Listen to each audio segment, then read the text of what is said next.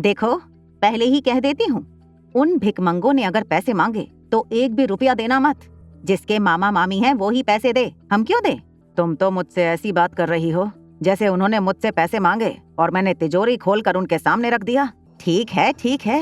और हाँ, नौकरों से कह दो कि सैनिटाइजर का डिब्बा साथ में ही रखें। पता नहीं कैसे होंगे ये अनिका के रिश्तेदार। उनके आते ही पहले मैं उन पर सैनिटाइजर छिड़क दूंगी, उसके बाद ही उन्हें अंदर आने देंगे। तभी गुलेरिया हाउस की डोरबेल बजी। कामिनी दौड़कर किचन में गई और सैनिटाइजर का एक बड़ा सा डिब्बा लेकर बाहर आई। उसने मनीषा को दरवाजा खोलने से रोकते हुए कहा, मैं खोलती हूँ। कामिनी ने दरवाजा खोलते ही सामने खड़े शख्स पर सैनिटाइजर छिड़कना शुरू कर दिया। सैनिटाइजर डालने के बाद जब कामिनी ने देखा कि दरवाजे के उस पार कौन खड़ा था, तो वो हैरान रह गई। थोड़ी देर देखने के बाद अचानक ही कामिनी की हंसी निकल गई। अनिका का चेहरा और कपड़े सैनिटाइजर से गीले हो चुके थे। चलो, आज सैनिटाइजर का सही इस्तेमाल हुआ। कमाल है, आज तक तुमने अपनी माँ के परिवार के बारे में हमसे कुछ कहा नहीं। हाँ, वैसे भी जो कुछ भी मैंने अभी अभी उनके बारे में सुना, कुछ कहने लायक है भी नहीं उनमें। जैसी तुम हो वैसे ही तुम्हारे परिवार वाले। ये कहकर कामिनी जोर जोर से हंसने लगी। तभी दरवाजे की ओर से एक आवाज आई, क्या मिस्टर गौतम गुलेरिया यहीं रहते हैं? जैसे ही सबकी नजर दरवाजे पर खड़ी औरत पर पड़ी, सबकी नजर उन्हीं पर जम गई। हाथों की चूड़ियां, गले का नेकलेस देखकर साफ समझ आ रहा था कि वो कोई मामूली घराने की औरत नहीं थी। उनके हाथ की हैंडबैग कामिनी की हैंडबैग से कम 10 गुना ज्यादा महंगी थी। सबकी नजरों को अपने ऊपर जमी हुई देखकर साइलेंस ब्रेक करते हुए दरवाजे पर खड़ी औरत ने कहा, जी मैं मिस्टर गौतम गुलेरिया से मिलने आई हूँ। अभी अभी मैंने आपसे फोन पर बात की थी। कामिनी और मनीषा ने सोचा था कि जैसे ही अनिका के परिवार वाले आएंगे वो उन पर सैनिटाइजर छिड़ककर उनका स्वागत करेंगे। कामिनी और मनीषा ने अनिका के परिवार वालों की अपने मन में जो तस्वीर बनाई थी उससे बिल्कुल ऑपोजिट थी अंजलि आंटी। अंजलि आंटी ने अनिका की ओर देखकर कहा, फिर मिले हम। तुम्हें पहली बार देखा था तब से मुझे लग रहा था कि जरूर हम दोनों के बीच में कोई पुराना कनेक्शन है। आप यहाँ, मेरा मतलब है, क्या आप ही ने पापा को फोन करके कहा था कि आप मुझसे मिलना चाहती हैं?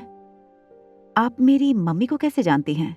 मैं जानती हूँ तुम्हें बहुत कुछ जानना है, बहुत कुछ पूछना है, लेकिन फिलहाल मैं सिर्फ इतना कहूंगी, दिस इज डेस्टिनी। कल शाम तुमने जिस आदमी को बचाया था वो तुम्हारे मामा थे। मनीषा फटी हुई आंखें और खुले मुंह से बस अंजलि को देखे जा रही थी।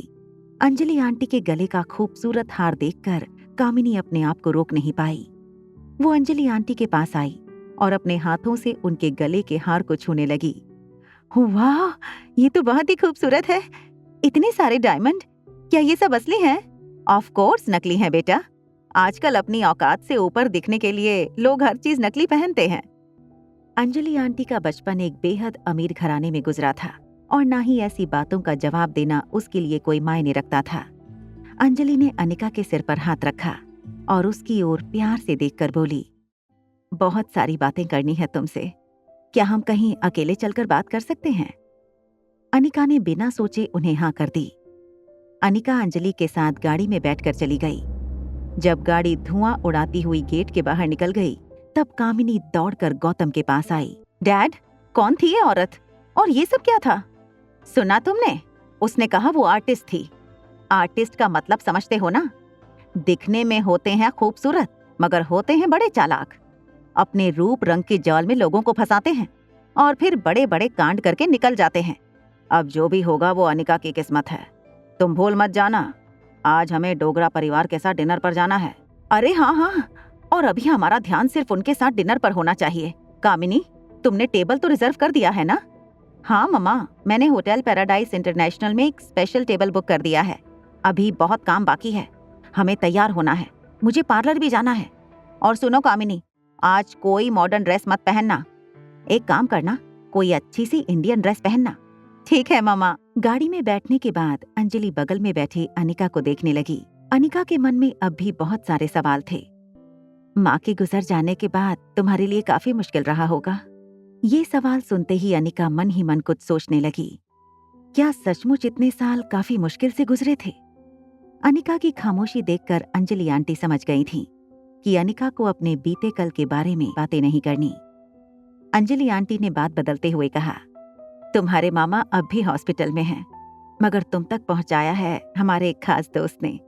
तुम्हारे मामा चाहते हैं कि हम उस इंसान को एक शानदार डिनर पर ले जाएं और उसे थैंक्स कहें। बिना पूछे ही हमने ये प्रोग्राम बना लिया। I hope you don't mind. Okay मामी। सॉरी, क्या मैं आपको मामी कह सकती हूँ? अब से अगर आंटी कहोगी तो डांटूंगी। तुम्हारी एक बेटी भी है ना? आई कांट वेट टू सी हर। क्या मैं उससे मिल सकती हूँ? अनिका के लिए इनकार करने का कोई सवाल ही नहीं था। अनिका ने अपनी पर्स से फोन निकाला और रिया को फोन करके कहा, बेटा, can you come on the 3rd floor private room? मामा wants you to meet someone. Come to 3rd floor VVIP room. Anika का फोन रखते ही रिया ने आर्यन को फोन लगाया। वो उसे कहना चाहती थी कि जब वो बाहर निकले तो आर्यन थोड़ा अलर्ट रहे और किसी की नजर में न आए, मगर आर्यन फोन नहीं उठा रहा था। रिया ने सोचा वो 1-2 फ्लोर सीढ़ियों से उतरकर बाद में लिफ्ट का इस्तेमाल कर लेगी, जिससे रोहित के मिलने की पॉसिबिलिटी बिल्कुल 0 हो जाएगी। इतनी प्यारी बच्ची को अकेले लिफ्ट में आते देख लोग सरप्राइज हो गए। किसी ने रिया को चॉकलेट ऑफर की तो किसी ने उसका नाम पूछा। एक प्यारी मुस्कान देकर रिया ने सबके सवालों का जवाब दिया और लिफ्ट के बटन के पास खड़े एक आदमी से कहा, uncle, I can't reach the button, can you please press 3rd floor for me? उस आदमी ने स्माइल देते हुए रिया के लिए 3rd फ्लोर का बटन दबा दिया। लिफ्ट जैसे ही 3rd फ्लोर पर रुकी, रिया अभी आगे चलने ही लगी थी कि बगल की लिफ्ट का दरवाजा खुला और उसमें से रोहित, सनी और आर्यन बाहर निकले। आगे की कहानी जानने के लिए देखें अगला एपिसोड सिर्फ पॉकेट FM के YouTube चैनल पर। और एक लड़की को देखा तो के सारे एपिसोड को सुनने के लिए डिस्क्रिप्शन में दी गई लिंक से डाउनलोड करें पॉकेट FM ऐप।